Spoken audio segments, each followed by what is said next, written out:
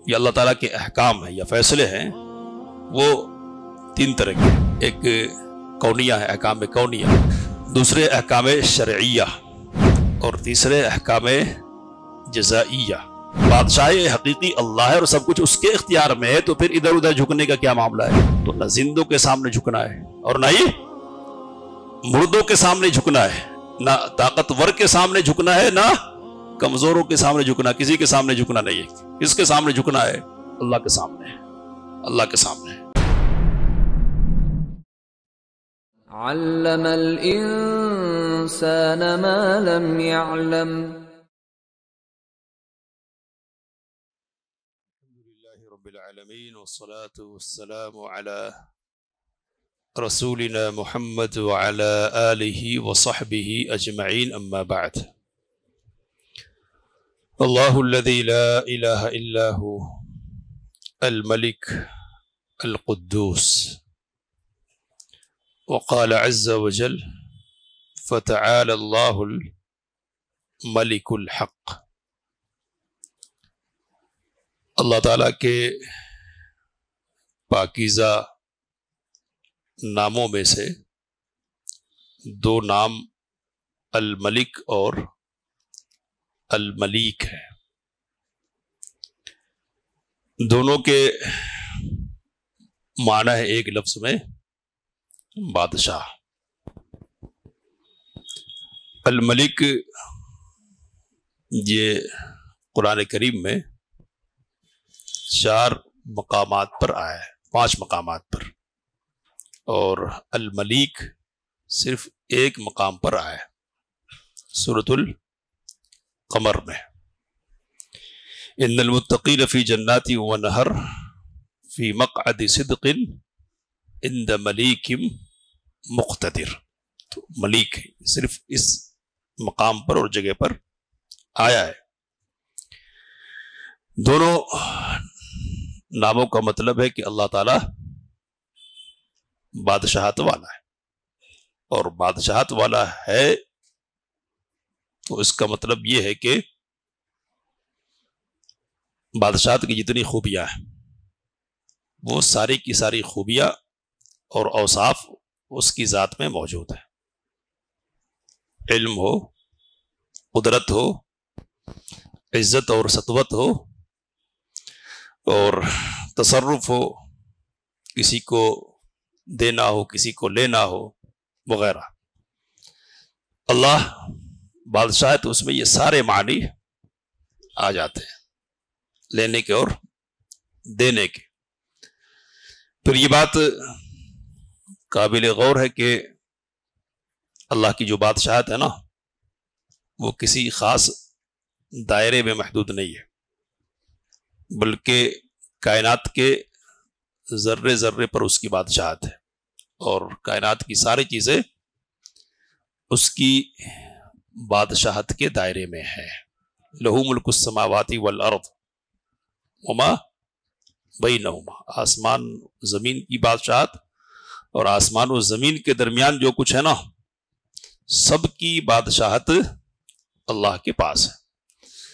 اب جب اللہ تعالیٰ کے پاس ساری چیزوں کی بادشاہت ہے تو ایک بات تو یہ آپ کے سامنے آ گئی کہ اس کے اندر ساری خوبیاں ہوں گی، بادشاہت کی جو خوبیاں ہوتی ہے۔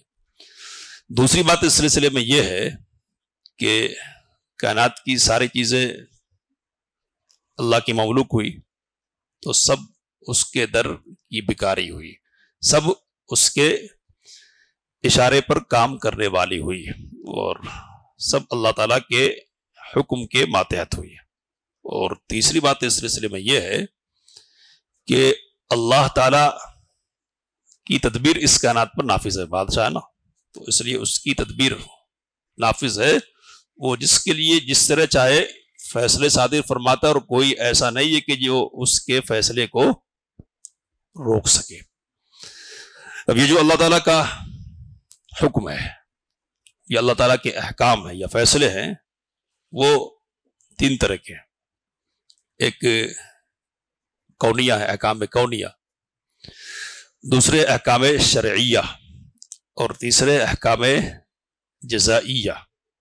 احکام کونیہ کا مطلب کیا ہے تو احکام کونیہ کا مطلب یہ کہ اس کائنات میں جو کچھ بھی پیش آتا ہے نا وہ سب اللہ تعالیٰ کی طرف سے پیش آتا ہے، اور ساری چیزوں میں اللہ تعالیٰ ہی کا فیصلہ اور حکم چلتا ہے۔ وہ جس کو چاہے امیر کرے، جس کو چاہے غریب کرے، جس کو چاہے عزت دے، جس کو چاہے ذلیل کرے، جس کو چاہے اولاد دے، جس کو چاہے اولاد سے محروم کر دے، جس کو چاہے بیمار کر دے، جس کو چاہے صحت یاب کر دے۔ ساری چیزیں جو کائنات اور تقدیر سے متعلق ہے نا، ساری چیزیں اس کے تصرف میں، وہ جیسا چاہے فیصلہ کرنے والا ہے۔ اور شرعی احکام کا مطلب کیا ہے؟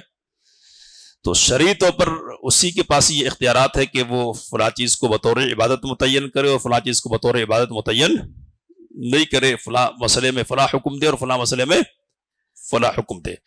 تو کونی طور پر بھی اسی کا حکم چلنے والا ہے، چلتا ہے، اور اس کو ماننے پر سب مجبور ہے، اور شرعی طور پر بھی اصل اسی کا حکم چلنے والا ہے۔ یہ اور مسئلہ ہے کہ شرعی حکم کے سلسلے میں اللہ تعالیٰ نے اختیار لوگوں کو دے رکھا ہے، کیا کہ چاہو تو مانو اور چاہو تو نہ مانو۔ شرعی مسئلے میں، شرعی فیصلے میں کیا ہے؟ لوگوں کو اختیار ہے، چاہیں گے تو مانیں گے، چاہے تو نہیں مانیں گے۔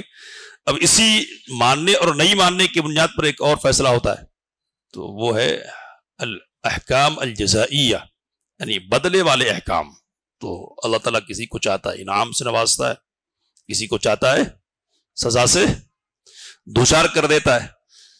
اس دنیا میں بھی یہ سلسلہ ہے، لینے دینے، پکڑنے اور پھینکنے کے، ذلیل کرنے کے۔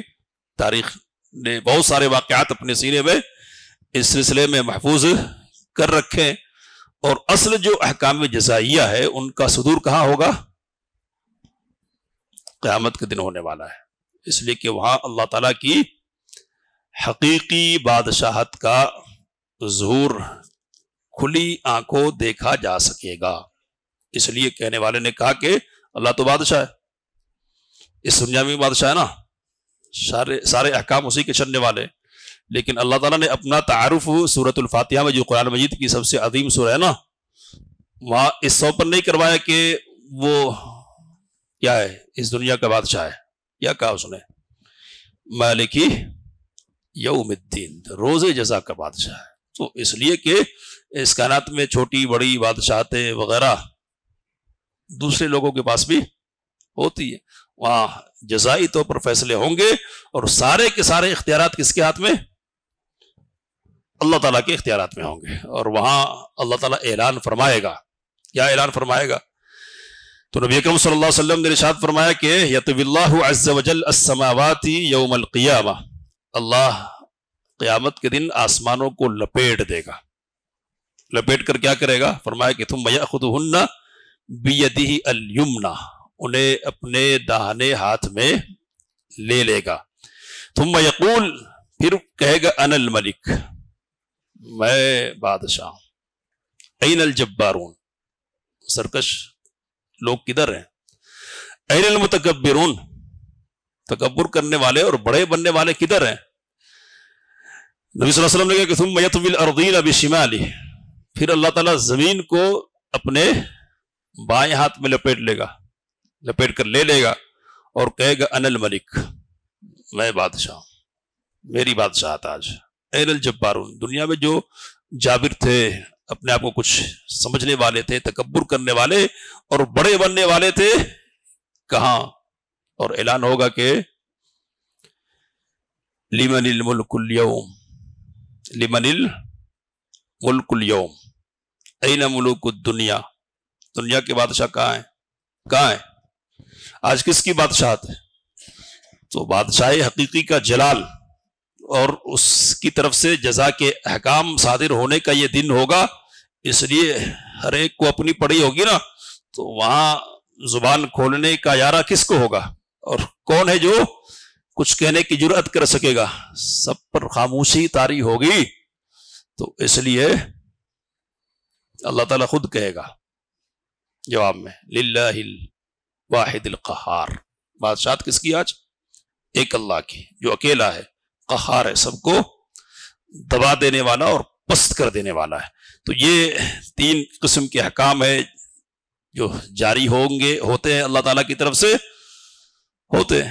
تو اب یہ بات ہم کو جب معلوم ہو گئی کہ اس کائنات کا بادشاہ کون ہے، اللہ ہے، کائنات میں پورا کا پورا تصرف اسی کا ہے، اور یہ بات جب ہم نے جان لیا کہ دنیا کی ساری چیزیں جتنی ہے نا سب کیا ہے، اس کے در کے بھکاری اور محتاج ہیں، تو پھر کیا ہونا چاہیے، پھر کیا ہونا ہے؟ تو اس نام یا ان ناموں کے جاننے کے کچھ تقاضے ہماری ذات کے ساتھ وابستہ ہوں گے، اور اس کے کچھ اثرات ہونے چاہیے جو ہماری زندگی میں مرتب ہوں۔ کیا ہے؟ ہم اس کے در کے بھکاری ہیں، تو اس کے بالمقابل ہم کو اکڑنا نہیں چاہیے، اکڑنا نہیں چاہیے۔ کیا کرنا ہے؟ اس کے احکام کی پیروی کرنی چاہیے، جو کرنے کو کہے ہم اس کو کریں گے، جن کاموں سے منع کر دیا ہے ہم اسے رک جائیں گے۔ تو بندے ہم محتاج ہیں نا اس کے در کے، تو اس حیثیت سے ہم کو یہ کرنا ہے کہ اس کے احکام کی پیروی ہم کریں گے، اور دوسری طرف سب کچھ اس کے اختیار میں ہے۔ کیا ہے؟ قل اللہم مالک الملک، کہیے اے اللہ تو بادشاہت کا مالک ہے، تو پوری بادشاہت کس کے پاس ہے؟ اللہ تعالیٰ کے پاس ہے۔ تو جب بادشاہ حقیقی اللہ ہے اور سب کچھ اس کے اختیار میں ہے، تو پھر ادھر ادھر جھکنے کا کیا معاملہ ہے؟ تو نہ زندوں کے سامنے جھکنا ہے، اور نہ ہی مردوں کے سامنے جھکنا ہے، نہ طاقتور کے سامنے جھکنا ہے، نہ کمزوروں کے سامنے جھکنا، کسی کے سامنے جھکنا نہیں ہے۔ کس کے سامنے جھکنا ہے؟ اللہ کے سامنے، اللہ کے سامنے۔ ہاتھ کس کے سامنے پھیلائیں گے؟ جو دینے والا جس کے پاس ہے اس کے سامنے ہاتھ پھیلائیں گے۔ اولاد مانگنی ہے تو کس سے مانگیں گے؟ للہ ملک السماوات والارض، آسمان و زمین کی بادشاہت اللہ کی ہے۔ یخلق ما یشاء، وہ جو چاہتا ہے پیدا کرتا ہے۔ یہب لمن یشاء اناثا، جس کو چاہتا ہے بیٹیاں دیتا ہے، جس کو چاہتا ہے بیٹے دیتا ہے، اور جس کو چاہتا ہے عقیم بنا دیتا ہے، بانس بنا دیتا ہے، اور جس کو چاہتا ہے بیٹے اور بیٹیاں دونوں دیتا ہے۔ تو یہ جو فیصلے اس کی طرف سے ہوتے ہیں وہ کس بنیاد پر ہے؟ تو اللہ نے پہلے کہہ دیا للہ ملک السماوات والارض، یہ فیصلے اللہ تعالیٰ کے اختیارات میں اس بنیاد پر ہے کہ اللہ آسمان و زمین کا بادشاہ ہے، ملک ہے، وہ جو چاہے جس کے سلسلے میں فیصلہ کرے، اور کوئی اس کو ٹالنے والا اور کوئی روکنے والا نہیں ہے۔ تو جب سب کچھ دینے والا وہ ہے تو کسی کے سامنے جھکنے کی بات کیا ہے؟ تو جو لوگ اس حقیقت کو سمجھتے تھے نا وہ جھکتے نہیں تھے۔ ایک مثال دے کر بات ختم کروں گا میں۔ ہشام بن عبد الملک اموی خاندان کا بادشاہ ہے، ہشام بن عبد الملک، خانہ کعبہ میں آیا ہے، تو اس نے یہ محسوس کیا کہ ایک شخص ہے جو ظاہری وضاقتہ سے بالکل سیدھا سادہ ہے، لیکن لوگوں کا جمع غفیر ہے جو اس کی طرف ٹوٹا پڑتا ہے، بھیڑ لگا رہے لوگ اس کی طرف، خوب جا رہے ہیں۔ پوچھا کہ یہ کون ہے؟ تو کہا کہ نہیں جانتے۔ کون ہے یہ؟ تو کہا کہ سالم بن عبداللہ بن عمر، فقہائے مدینہ میں سے ایک، فقہائے مدینہ میں سے ایک۔ ملاقات کی جا کے، کہا کہ آپ کی کوئی ضرورت ہو تو بتائیں، یا کچھ دیا مال تحفے کے طور پر؟ تو کہا کہ میں تو اللہ کے گھر میں ہوں، اللہ کے گھر میں رہ کر غیر اللہ سے کیسے مانگ سکتا ہوں؟ نہیں۔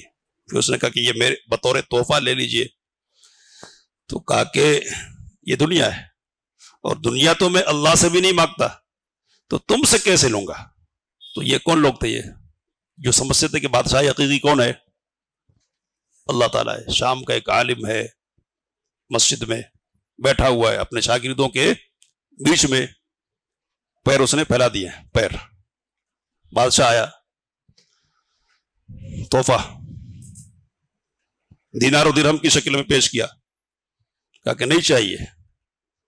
جو جملہ کہا نا وہ ذرا یاد رکھنے کا ہے۔ کیا کہا کہ ان الذی یمد رجلیہ لا یمد یدہ، جو پیر پھیلاتا ہے نا پیر، وہ ہاتھ نہیں پھیلاتا۔ تو یہ جو جلال ہے نا یہ کس بنیاد پر ہے؟ یہ اللہ تعالیٰ کی عظمت کو پہچاننے کی بنیاد پر ہے۔ تو ہم کو ایک مسلمان ہونے کی حیثیت سے اللہ کی اس عظمت کو پہچاننا چاہیے اور کسی کی کوئی بادشاہت ہم کو ڈرائے نہیں.